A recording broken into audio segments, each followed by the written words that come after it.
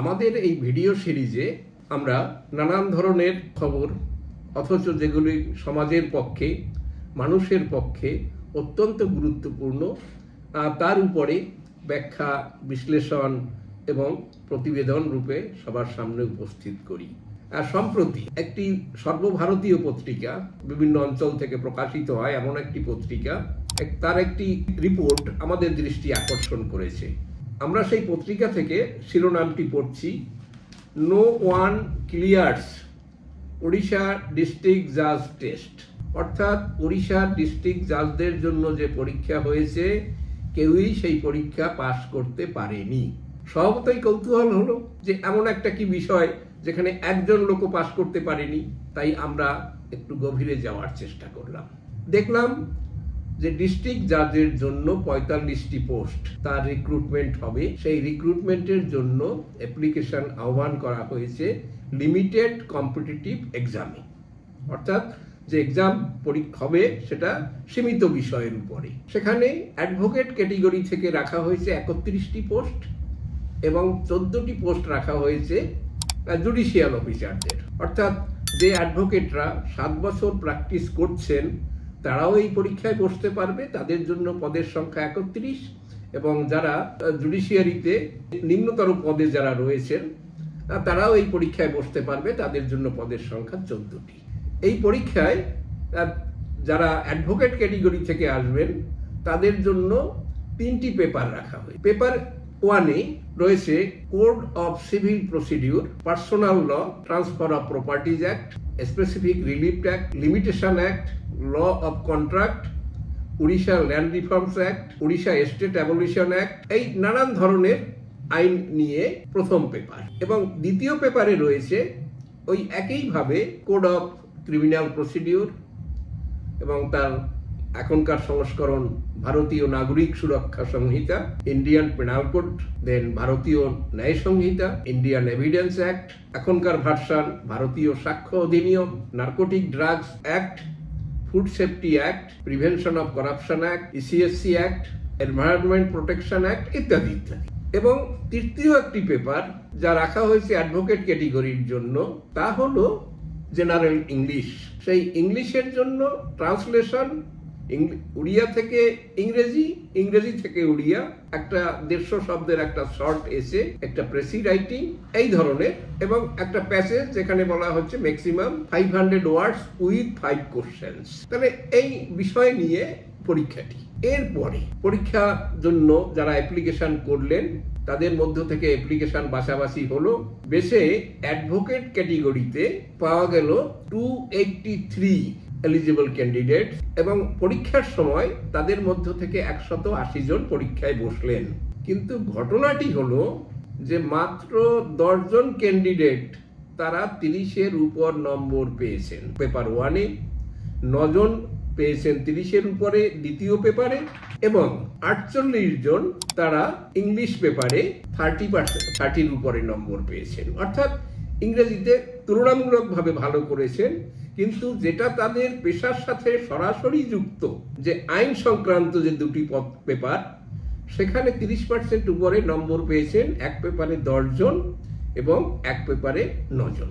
এক্ষেত্রে যেটা ক্রাইটেরিয়া রাখা হয়েছিল সেটা হলো যে 100-এর যে পেপারগুলো 3টা পেপারে, সেই প্রতি 100-এর মধ্যে তাদের একটা সার্টেন নম্বর পেতে হবে। সেটা হলো যে এগ্রিগেটে 2টো পেপারে তাদের 50% নম্বর পেতে হবে, এবং তার মধ্যে একটি পেপারে মিনিমাম 45% নম্বর থাকতে হবে।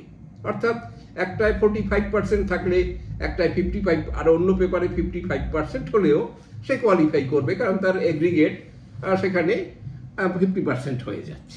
কিন্তু দেখা গেছে সেই ঘটনাটি, অর্থাৎ সেই শর্ত কেউ পূরণ করতে পারেনি।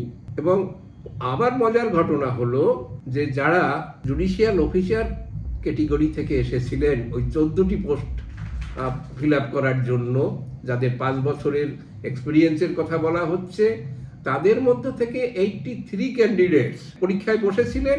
তাদের মধ্যে ছিলেন সিনিয়র সিভিল জাজেস, chief judicial magistrate and additional chief judicial magistrate, এবং একজন ছিলেন additional registrar at the supreme court, কিন্তু তা সত্ত্বেও তাদের মধ্য থেকে কেউ ওই কোয়ালিফাইং নম্বর পায়নি, অর্থাৎ তাদের সিলেকশনের ক্যাটেগরিতে কাউকে নেওয়া যায়নি। বিষয়টা আমাদের একটু ভাবানোর জায়গা রয়েছে।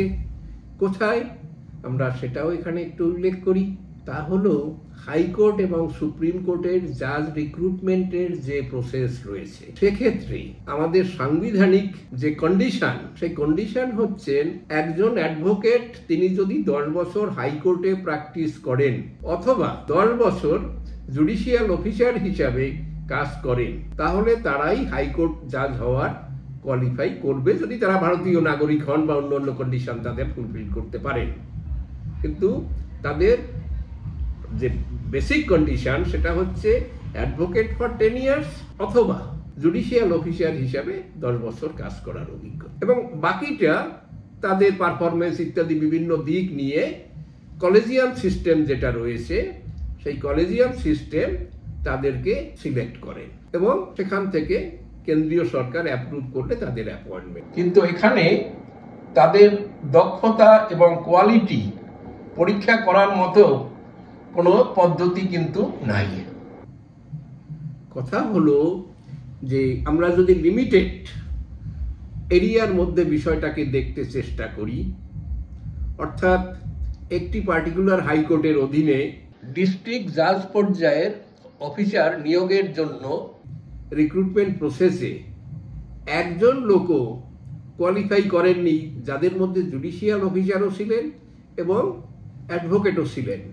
হ্যাঁ, তাদের 10 বছর ধরে তারা এখানে করেননি, তারা জুডিশিয়াল অফিসাররা এই রিক্রুটমেন্টের জন্য এই উদ্দিষ্ট যেটা, অর্থাৎ উড়িষ্যার যে রিক্রুটমেন্ট তার জন্য 5 বছরের অভিজ্ঞতা এবং অ্যাডভোকেট হিসাবে 7 বছরের অভিজ্ঞতা। কিন্তু সেটা যদি 10 বছর হতো তাতে কি তরতম বিশেষ হতে পারত? অর্থাৎ এই সিলেকশন প্রসেসে বর্তমান কন্ডিশনে এই রিপোর্টটা একটা আই ওপেনার হতে পারে সাধারণ জনতার কাছে, সরকারের কাছে, এবং যারা উচ্চতর এবং উচ্চতম ন্যায়ালয়ের জাজ রিক্রুট করেন, জাজদেরকে বাছাই করেন, তাদের ক্ষেত্রেও তারা দেখতে পারেন আরো কোনো সিলেকশন পদ্ধতি অবলম্বন করা যায় কিনা, যেটা সাবজেক্টিভ না হয়ে অন্তত অবজেক্টিভিটি তার মধ্যে থাকবে।